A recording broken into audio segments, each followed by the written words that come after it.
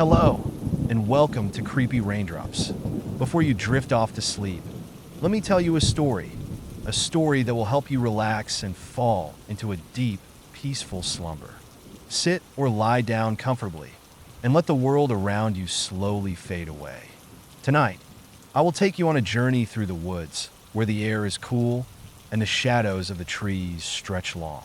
As you listen, let your mind relax, your body feel heavy, and all the noise in your head gradually fade away. Before we begin, I'd like to know, which city are you listening to this story from? And what time is it there? Story 1. The Shadow in the Ranch. A Texas home alone nightmare. The wind howled across the dry plains of West Texas, carrying with it the faint smell of dust and sagebrush. The sun had just set, leaving behind a sky painted in hues of deep orange and violet. In the fading light, the old ranch house stood silent and still, its weathered boards creaking softly as the cool night air began to settle. Emily had always loved spending summers at her grandparents' ranch. It was peaceful, far removed from the chaos of city life. The sprawling fields and endless horizons had a charm of their own. But tonight was different. Her grandparents had left early in the morning for a weekend visit to some relatives, leaving her alone for the first time in the vast and isolated property. At 17, Emily was no stranger to independence. She had assured them she would be fine. She would lock the doors, feed the animals, and enjoy a quiet evening with a book or a movie. And for the most part, she was excited about the solitude. The day had passed uneventfully, with the usual chores and a pleasant walk down to the creek. By the time twilight descended, she was ready to settle in for the night. As she sat on the couch in the living room, the large window behind her revealed the shadowy outlines of mesquite trees swaying gently in the breeze. The TV flickered with an old black and white western, the only noise breaking the stillness of the house. She wrapped herself in a soft blanket and sipped hot tea, feeling a sense of calm wash over her. It was around 9 when the first noise broke her concentration. A sharp, rhythmic creak came from the porch outside. Emily froze, her mug halfway to her lips. She strained her ears, trying to determine if it was just the wind or perhaps one of the ranch's many animals wandering too close to the house. After a few moments, the sound stopped. She shook her head and laughed at her nerves, blaming the eerie atmosphere of the movie she was watching. But then it happened again. This time, it was louder and more deliberate. A heavy, deliberate step on the wooden porch boards. Emily's heart began to race. She muted the TV and sat perfectly still, listening intently. Another step followed, and then silence. She glanced at the clock on the wall. It was now just after 9:30.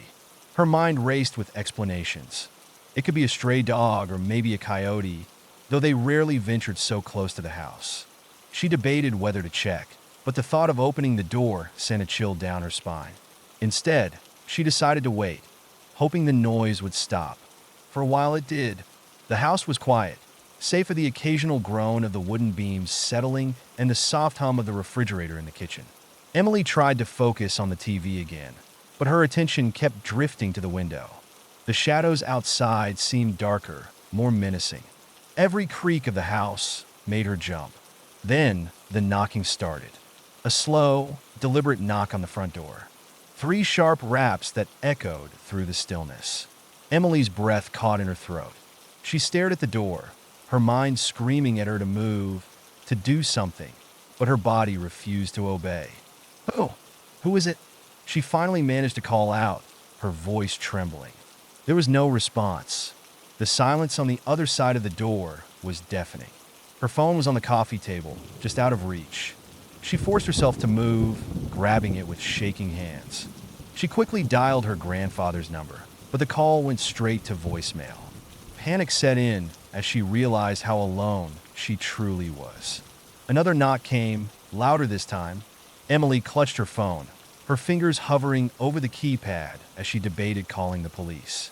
But what would she say? That she heard a knock? She wasn't even sure if anyone was still out there. Gathering her courage, she crept toward the window, careful to stay out of sight. Peeking through the edge of the curtain, she scanned the porch. At first, she saw nothing but the empty rocking chair swaying slightly in the breeze. Then her eyes caught movement near the corner of the house. A tall, shadowy figure stood just beyond the porch light's reach. Emily's stomach dropped. She stumbled back from the window, her mind racing with terror. Who was it? What did they want? And why were they just standing there, watching? She locked the front door, double-checking the deadbolt before rushing to the back door to do the same. Her heart pounded so loudly she was sure it would give her away. She turned off the lights in the living room, hoping the darkness would make it harder for whoever was outside to see in. For what felt like hours, Emily sat in the dark, her phone clutched tightly in her hand. The knocking didn't come again, but the feeling of being watched never left. Every so often, she thought she heard faint movements outside, the crunch of gravel or the rustle of dry grass. Finally, unable to take the suspense any longer, she called 911.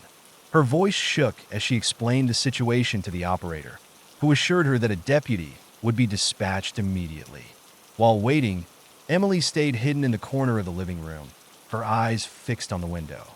The minutes felt like an eternity. She kept glancing at the clock, willing the deputy to arrive faster.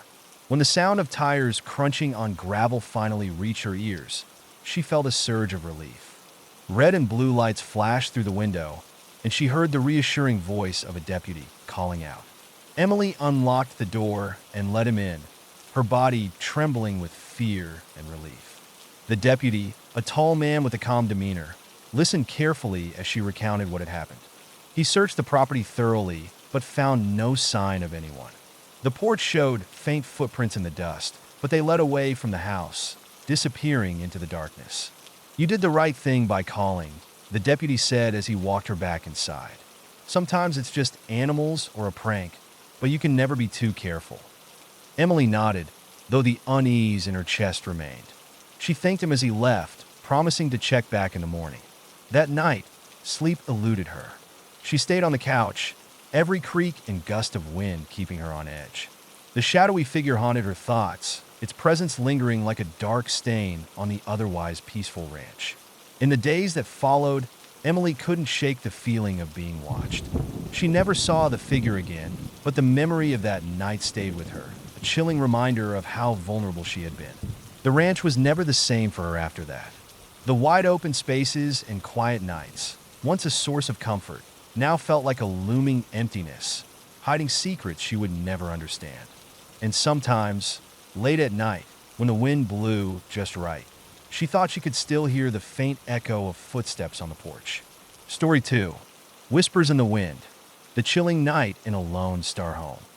The night settled over the Texas countryside like a heavy blanket, its silence broken only by the occasional sigh of the wind. Beyond the dim glow of the ranch house windows, the world seemed vast and empty, stretching into the endless darkness of the prairie. The stars hung low in the sky, their cold light twinkling faintly above the barren land. Megan was alone for the weekend. Her parents had driven into San Antonio for a friend's wedding, leaving her to watch over their modest ranch house. At 19, she was more than capable of handling herself. She had grown up here, after all, and the solitude didn't bother her. If anything, she welcomed it. With her college classes weighing heavily on her, a quiet weekend felt like a blessing. She had spent the day finishing assignments and taking care of the animals. By the time night fell, she was ready to relax. After a quick dinner, she settled into the worn leather couch in the living room with a novel. The house was quiet except for the ticking of the clock on the wall and the faint rustle of wind against the windows. But as the hours passed, an unease began to creep into her mind. It wasn't anything she could pinpoint, just a strange, nagging sensation like something was slightly out of place.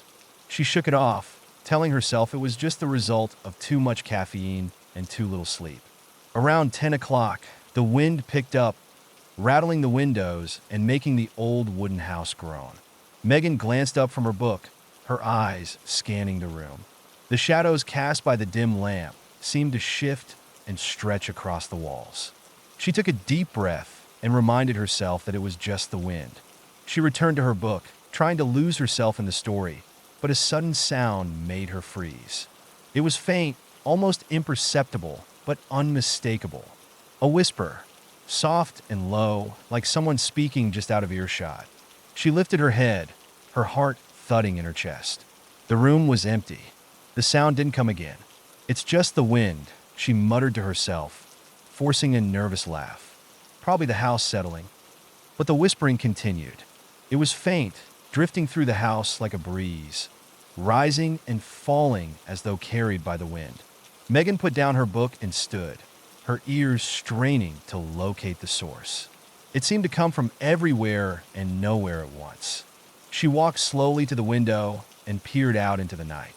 The vast expanse of land stretched before her, silent and still. The silhouettes of mesquite trees swayed gently in the wind, their branches clawing at the sky. She could see the barn in the distance, its dark outline stark against the pale moonlight. Everything looked normal, and yet the whispering persisted. It wasn't coming from outside. It was inside the house. Her skin prickled as she stepped back from the window.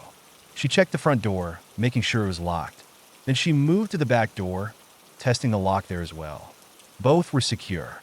Still, the whispers grew louder, a chorus of soft, unintelligible voices weaving through the air. It felt as though they were coming from the walls themselves. Megan's mind raced as she tried to think of a rational explanation. Was it the wind slipping through cracks in the old house? Could it be some kind of animal? A shiver ran down her spine as she remembered the stories her grandmother used to tell. Stories of spirits that roamed the Texas plains, lost souls seeking peace. She had always dismissed them as superstitions, but now, alone in the dark, those tales felt far too real. Grabbing a flashlight from the kitchen drawer, Megan decided to investigate. She started with the living room, shining the beam into every corner. Nothing. She moved to the hallway, checking the small closets and guest bedroom. Still nothing. The whispers seemed to follow her, growing louder as she walked, as though they were watching her every move. When she reached her own bedroom, she hesitated. The door was ajar, and the darkness beyond it seemed to pulse with a life of its own. Taking a deep breath, she pushed the door open and stepped inside. The room was cold, colder than the rest of the house. The flashlight's beam swept across the bed, the desk, the dresser. Everything was exactly as she had left it. But then she saw it. A shadow. Just a flicker in the corner of her eye, near the closet. Her heart leapt into her throat as she turned the flashlight toward it. But there was nothing there. Just the open closet door and the clothes hanging inside. She stepped closer, her hand trembling as she reached for the door. The whispers stopped. The silence was deafening. Megan held her breath, her hand hovering over the closet handle. Slowly, she pulled the door shut, the creak of the hinges echoing in the stillness. She turned to leave the room when a sudden noise made her spin around. The closet door was open again. Her scream caught in her throat as she stumbled backward, the flashlight shaking in her grip. The shadows in the room seemed to deepen, closing in around her. She bolted from the room, slamming the door shut behind her. Her heart pounded as she leaned against the wall, trying to catch her breath. The whispers returned, louder now, echoing through the house like a sinister chant. Megan ran to the living room, grabbing her phone. She tried to call her parents, but the call wouldn't connect. The screen displayed no signal in bold letters. A knock at the front door made her jump. It was soft, almost polite, but it sent a wave of terror through her. She stared at the door, her mind racing. Who would be out here this late? And why were they knocking so gently? Summoning every ounce of courage she had, Megan approached the door. She peered through the peephole, but there was no one there. Another knock came, this time from the back door. She spun around, her breath coming in short gasps. The whispers grew louder, mingling with the sound of the knocking. It was as if the house itself was alive, mocking her fear. She backed into the corner of the room, clutching the flashlight like a weapon. Then, as suddenly as it had started, everything stopped. The whispers, the knocking, the creaking of the house, all of it ceased. The silence was almost worse than the noise. Megan stayed in the corner, her eyes darting around the room, waiting for something to happen. The hours dragged on, and dawn finally broke, bathing the ranch in golden light. The terror of the night seemed to fade with the rising sun, but Megan knew she would never forget it. The house felt different now, as though it held secrets she could never understand. She packed her things and left that morning, unable to spend another night there. Though she never discovered the source of the whispers, the memory of that night stayed with her, a chilling reminder of the unknown forces that lurk in the shadows. Story 3. The Phantom of the Prairie, a Texas teen's terrifying encounter. The prairie stretched out endlessly, a vast expanse of golden grass swaying gently under the late summer sun. The isolation of the Texas plains was both beautiful and haunting. For 17-year-old Jake, it was home. His family had lived on this ranch for generations, their modest house standing in the center of the seemingly infinite landscape. Jake had spent countless hours exploring the land, riding his horse along dusty trails, and camping under the stars. It was a quiet life, far removed from the bustle of nearby towns. He loved it, but it could also feel unbearably lonely. Tonight, as the sun dipped below the horizon and painted the sky in streaks of orange and purple, that loneliness crept in. His parents were away visiting friends, leaving Jake alone to tend to the house and animals. It wasn't the first time he'd been left in charge, but something about this evening felt different. The air seemed heavier, the silence deeper. He brushed the feeling aside, attributing it to the long day he'd spent working in the barn. After finishing his chores, Jake cooked a simple dinner and settled into the living room. The old grandfather clock in the corner ticked softly, a steady rhythm that filled the otherwise quiet house. He flipped through channels on the television, searching for something to pass the time. Eventually, he landed on a documentary about ghost stories from the Southwest.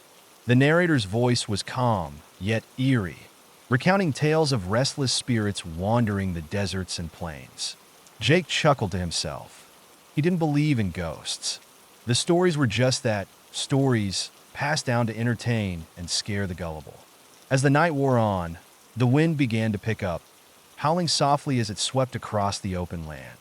The sound was familiar, yet tonight it seemed to carry a strange, mournful tone. Jake turned up the volume on the TV, trying to drown it out. He told himself it was just the weather, nothing unusual.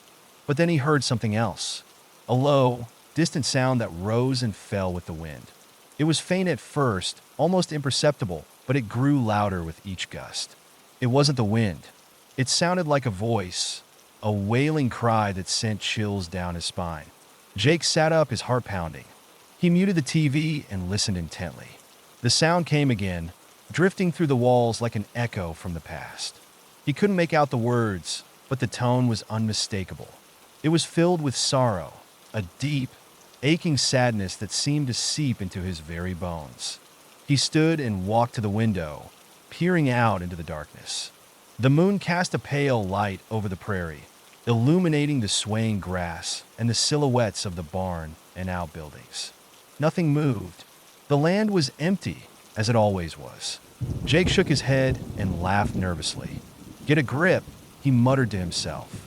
"You're just tired." He returned to the couch and tried to focus on the TV, but the wailing continued. It seemed to come from every direction, surrounding the house and filling the air with its mournful song. Jake grabbed his flashlight and decided to investigate.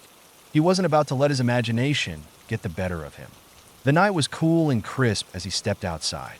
The wind tugged at his hair and clothes, carrying the faint scent of dry grass. He shone the flashlight across the yard, its beam cutting through the darkness. The barn loomed ahead, its doors slightly ajar. He hadn't left them like that. Cautiously, he approached the barn, his boots crunching on the gravel. The wailing grew louder as he neared, sending shivers down his spine. He paused at the door, his hand gripping the flashlight tightly. The inside of the barn was pitch black, the shadows seeming to stretch and writhe like living things. "Hello?" Jake called out, his voice trembling. "Is someone there?"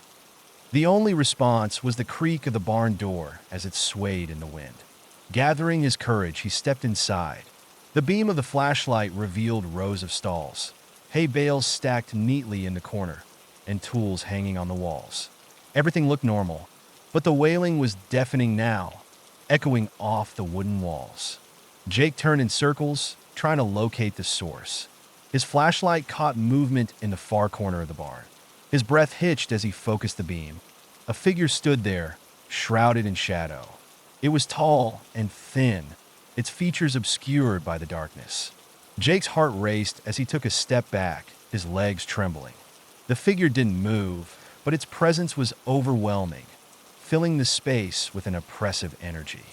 "Who are you?" Jake demanded, his voice cracking. "What do you want?" The figure remained silent, but the wailing stopped.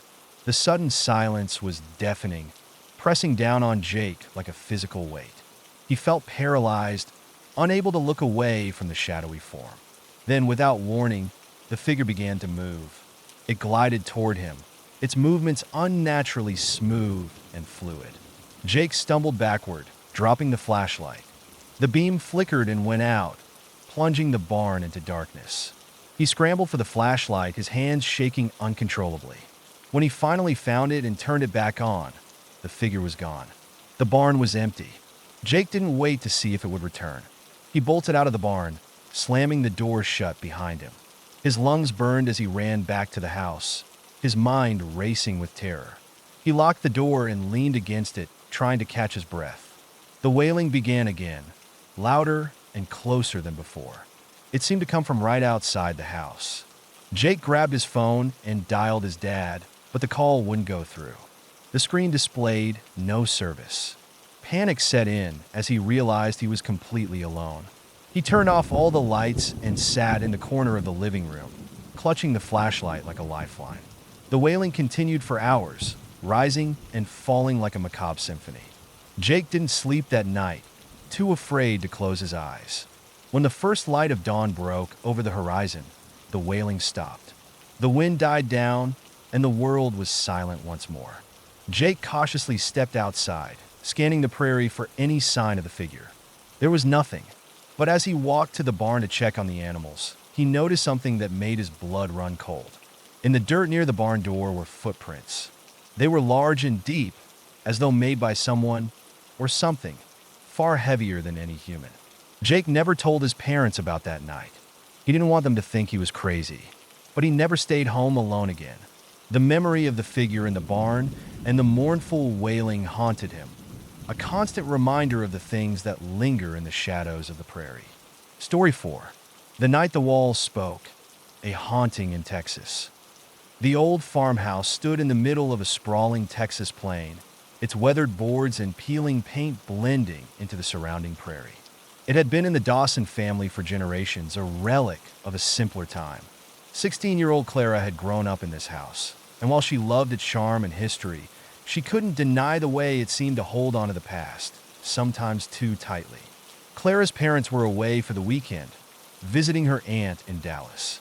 That left Clara alone to care for the house and the animals. She didn't mind. She enjoyed the peace and quiet. The day had been uneventful, spent tending to the chickens and reading on the porch as the sun dipped lower in the sky. As night fell, the familiar sounds of the countryside began to fill the air. The chirping of crickets, the occasional hoot of an owl, and the steady rustle of the wind in the tall grass. Clara felt a sense of calm as she closed the windows and locked the doors. She wasn't afraid of being alone. The old house might creak and groan, but it was home, and she knew every inch of it. She settled in the living room with a cup of tea and a book. The clock on the mantel ticked softly, its steady rhythm a comforting backdrop to the quiet evening. The lamp beside her cast a warm glow, pushing back the darkness that pressed against the windows. The first sign that something was wrong came just before 10 o'clock. Clara was engrossed in her book when she heard it, a faint sound like a whisper coming from the walls.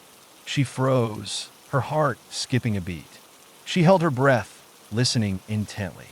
The sound was so soft, she almost thought she'd imagined it. But then it came again, a low, murmuring voice, too faint to make out the words. It seemed to come from behind the wall to her right, where the family portraits hung. Clara set down her book, her hands trembling slightly. "Hello?" she called out, her voice breaking the silence. The whispering stopped. Clara laughed nervously, shaking her head. It's just the house settling, she told herself. She picked up her book again, determined not to let her imagination run wild. But as the minutes ticked by, the uneasy feeling in her chest grew. The house felt different. The air seemed heavier, the shadows deeper. And then the whispering started again. This time, it was louder. It didn't come from one spot, but seemed to move, drifting from wall to wall. Clara stood, her pulse quickening. She couldn't ignore it anymore. Grabbing her phone, she turned on the flashlight and began to investigate. She walked through the house, her bare feet silent on the hardwood floors. The whispers followed her, their unintelligible murmurs growing louder as she moved. She checked each room, shining the light into every corner. The kitchen was empty. The dining room was empty. Even the creaky old pantry held nothing but shelves of canned goods. When she reached the staircase, she paused. The whispers seemed to be coming from upstairs now, as if beckoning her to follow. Clara hesitated, gripping her phone tightly. "It's just the wind," she whispered to herself, though she didn't believe it. Taking a deep breath, she climbed the stairs, each step creaking under her weight.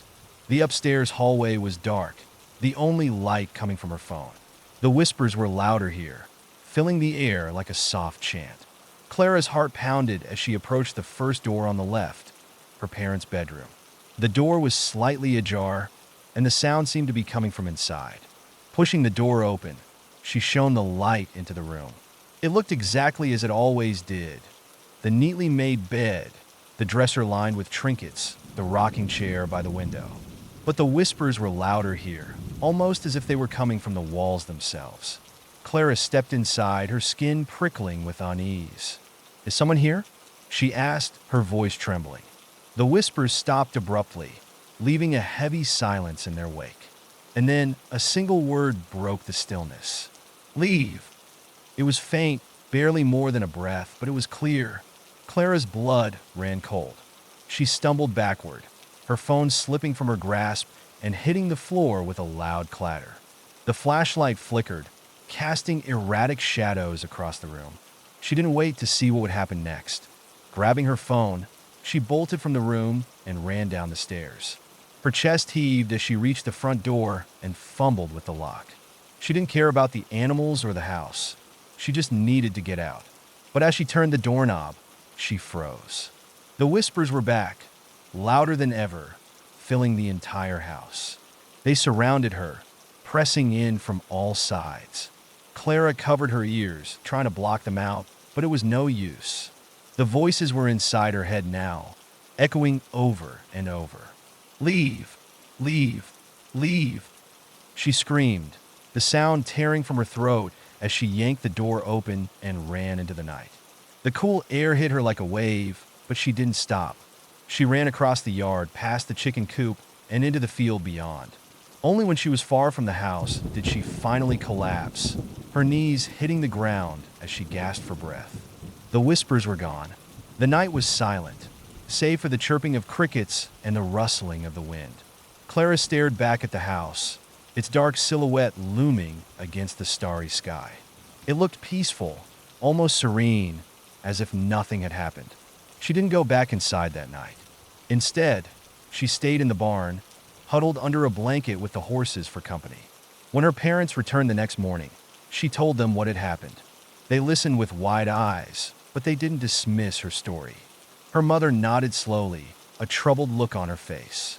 "I've heard the whispers before," she admitted, "when I was your age, but they stopped after a while. I thought it was just in my head." Clara's father didn't say much, but the next day, he called a local priest to bless the house. The whispers never returned, but Clara couldn't shake the feeling that the house was alive in some way, holding on to secrets it would never share. She never stayed there alone again. The memory of that night stayed with her, a chilling reminder of the strange and unexplainable forces that lingered just beyond the edge of reason. Thank you for listening to this story all the way to the end.